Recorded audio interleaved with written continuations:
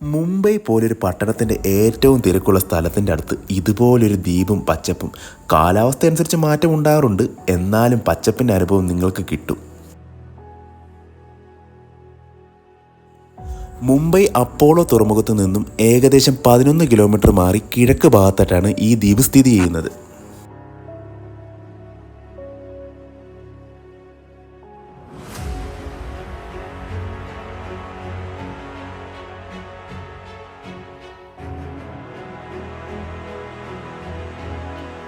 ബോട്ടും ടോയ് ട്രെയിനും എല്ലാം പിടിച്ച് നമ്മൾ ചെല്ലുമ്പോൾ നമ്മളെ വരവേൽക്കുന്നത്, പേര് മാത്രം കേട്ട് ചരിത്രം അറിയാതെ അങ്ങോട്ട് ചെല്ലുമ്പോൾ ഇനി അവിടെ ആനകൾ ഉണ്ടായിരുന്നത് കൊണ്ടാണോ ആ പേര് വന്നതെന്നൊക്കെ നമ്മൾ ഓർത്ത് ചെല്ലുമ്പോഴാണ് 3 ഗജരാജന്മാരെ പോലെയുള്ള ആ ഗുഹകൾ കാണാൻ പറ്റുന്നത്.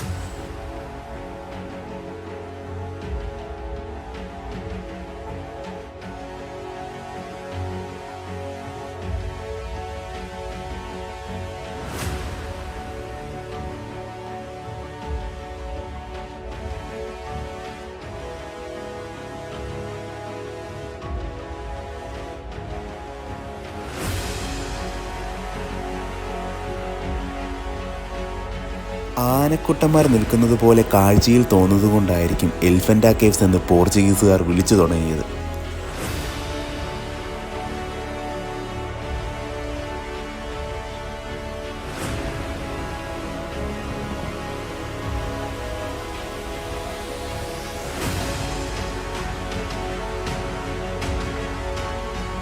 ഈ ഗജരാജന്മാരെ പോലെ നിന്ന ഗുഹകളെല്ലാം ഗുഹാക്ഷേത്രങ്ങളായിരുന്നു.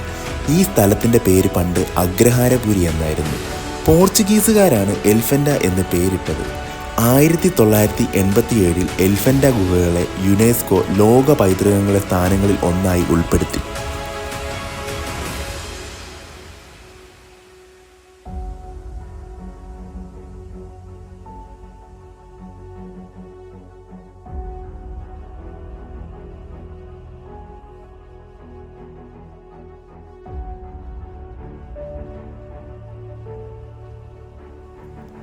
ഇവിടെ എനിക്ക് കാണാൻ കഴിഞ്ഞ മറ്റൊരു അത്ഭുതം, ഈ പാറകളാൽ ഉണ്ടായ ഗുഹകളുടെ അടിയിൽ വെള്ളമുണ്ട്.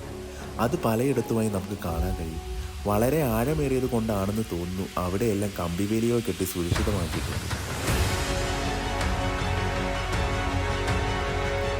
ഈ ഗുഹാക്ഷേത്രത്തിലെല്ലാം ശിവനാണ് പ്രധാനം. ഗുഹകളിലെ കൊത്തുപണികളിൽ നമ്മൾക്ക് കാണാൻ കഴിയുന്നത് രാവണൻ കൈലാസം ഉയർത്തുന്നു, കൈലാസത്തിലെ ശിവനും പാർവതിയും, അർദ്ധനാരീശ്വരൻ, ത്രിമൂർത്തി, ഗംഗാധരൻ, ശിവന്റെ വിവാഹം, അന്തകനെ വധിക്കുന്ന ശിവൻ, നടരാജൻ, യോഗീശ്വരൻ, ലിംഗം, കാർത്തികേയൻ, മാന്ത്രിക, ഗണേശൻ, ദ്വാരപാലകൻ, യോഗീശ്വരൻ, നടരാജൻ എന്നിങ്ങനെ ഒരു കാലത്തെ ചരിത്രത്തെ അതിമനോഹരമായി ശില്പങ്ങളിലൂടെ നമ്മൾക്ക് കാണാൻ കഴിയും. വീഡിയോ ഇഷ്ടപ്പെട്ടാൽ വോക്സ് വിത്ത് 90s എന്ന ഞങ്ങളുടെ ചാനൽ സബ്സ്ക്രൈബ് ചെയ്യാൻ മറക്കരുത്. തുടർന്നും ഇതുപോലെ നല്ല നല്ല വീഡിയോകളായിട്ട് ഞങ്ങൾ എത്തുന്നതായിരിക്കും. അഭിപ്രായങ്ങൾ എല്ലാവരും കമൻ്റായിട്ട് പറയുക, ലൈക്ക് ചെയ്യുക. അപ്പോൾ താങ്ക്